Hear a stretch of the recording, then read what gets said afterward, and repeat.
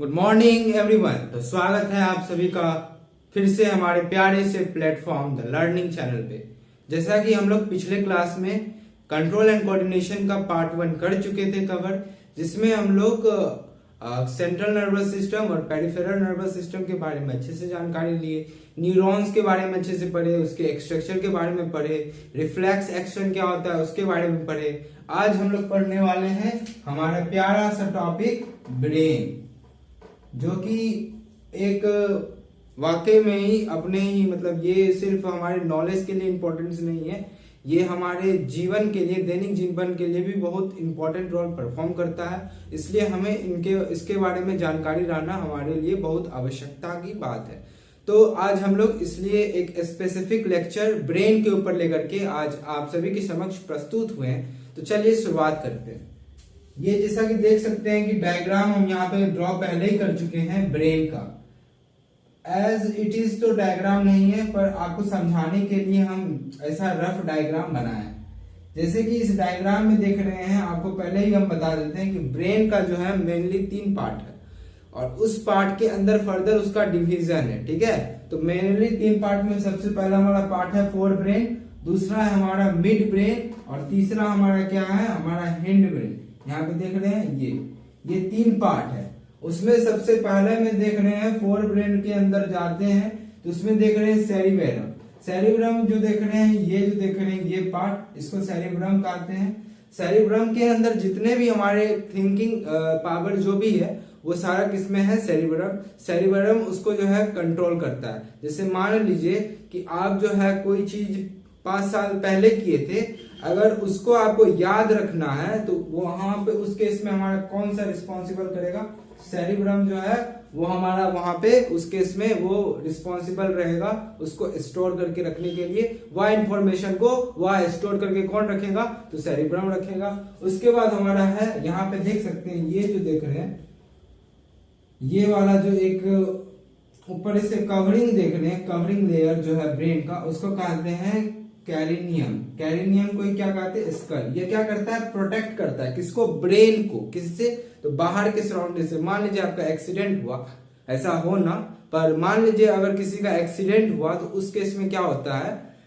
तो हमारा जो कैरिनियम स्कल जो है, जिसको स्कल कहते हैं, वो प्रोटेक्ट करता है ब्रेन को। अगर वो ज्यादा, उससे ज्यादा जितना इसका कैपेसिटी है झेलने का, उससे ज्यादा उस पर फोर्स अप्लाइड होता है, तब ये जो है कैरिनियम ऐसे करके ब्रेक हो जाता है। जिस कारण क्या होता है, हमारा ब्रेन जो है वो डैमेज हो जाता है और हमें ब्रेन हेमरेज हो जाता है। और उसी कारण क्या होता है, वह आदमी का वहां पे ही स्पॉट मर्डर हो जाता है, मौत हो जाता है। समझ गए।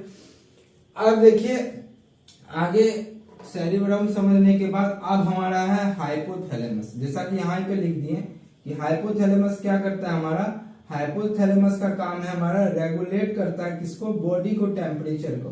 साथ ही साथ हमारा स्लीप और हंगर को कौन कंट्रोल करता है, हाइपोथैलेमस।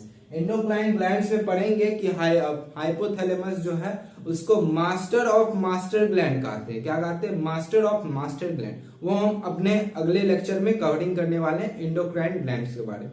ठीक है, तो उस लेक्चर में आगे इसके बारे में बताएंगे। अभी हम आपको शॉर्ट में बता देते हैं क्या है। उसके बाद देख रहे हैं पिट्यूटरी ग्लैंड। पिट्यूटरी ग्लैंड जो है वो ब्रेन के हाइपोथैलेमस के ही पास रहता है। यहाँ पे देख सकते हैं ये है पिट्यूटरी ग्लैंड। ठीक है, ये है पिट्यूटरी ग्लैंड। पिट्यूटरी ग्लैंड जो है वो ग्रोथ हार्मोन सेक्रेट करता है। वो हम लोग पढ़ने वाले हैं इंडोक्राइन चैप्टर वाले। अगले लेक्चर में इंडोक्राइन जो ग्लैंड्स के बारे में पढ़ेंगे हम लोग, तो उसमें हम लोग पिट्यूटरी ग्लैंड के भी बारे में पढ़ने वाले हैं। यहाँ पे फिर हमारा पॉन्स, ये यहाँ मेडुला ऑब्लंगाटा, यहाँ पे सेरिबेरम, और यहाँ पे ये देख रहे हैं, ये जो है इसको स्पाइनल कॉर्ड कहते हैं। क्या कहते हैं हम, स्पाइनल कॉर्ड। तो इस तीनों के बारे में यहाँ पे हम लिखे हैं, इस तीनों के बारे में पढ़ लेते हैं एक एक करके। सेरिबेलम जो है वो क्या करता है, हमारा कोऑर्डिनेट करता है मूवमेंट को और बैलेंस बनाता है बॉडी को।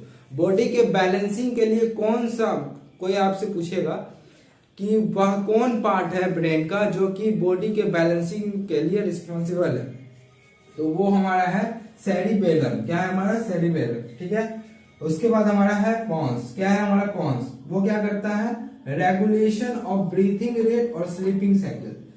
ब्रीथिंग रेट का रेगुलेशन करता है और साथ ही साथ हमारा क्या करता है, स्लीप जो साइकिल हम लोग का सोने का जो है एक मान लीजिए कि अगर हम लोग का है कि 8 घंटा सोना है दिन में, तो वो प्रॉपर रहता है, हमारा बॉडी मेंटेन रहता है, तो वो सभी कंट्रोल कौन करता है, हमारा पोन्स जो है वो हमारा कंट्रोल करता है। ये किस चीज का पार्ट है, तो मिड ब्रेन का पार्ट, हिंड ब्रेन का पार्ट है। किसका पार्ट है, तो हिंड ब्रेन का पार्ट है। उसके बाद हमारा है लास्ट मेडुला ऑब्लोंगाटा। तो मेडुला ऑब्लोंगाटा का क्या काम है, रेगुलेट करता है हार्ट बीट, बीपी, सैलिवेशन और ईटीसी। ठीक है, तो मेडुला ऑब्लोंगाटा का समझ गए, पॉन्स का समझ गए, सेलिवेरम का समझ गए। मिड ब्रेन का क्या काम है, मिड ब्रेन जो है ये जो देख रहे हैं, मिड ब्रेन का कोई फंक्शन नहीं है, सिग्नल का ट्रांसमिटेड करता है किससे और किस तक, तो हमारा जो है सिग्नल का ट्रांसमिट करता है हमारा जो है फोर ब्रेन और इसके ब्रेन के बीच में, हिंड ब्रेन के बीच में। ठीक है, तो ये है मात्र इसका काम मिड ब्रेन का। आगे क्लास में आप जाएंगे, अभी 10th के रिस्पेक्ट में आपको बताया, आगे क्लास में जाएंगे तो आगे और डीपली आपको पढ़ने को मिलेगा। तो इसी के साथ आज हमारा ब्रेन का टॉपिक भी खत्म होता है। नेक्स्ट क्लास में हम लोग इंडोक्राइन ग्लैंड्स के बारे में पढ़ने जाएंगे। ठीक है, धन्यवाद।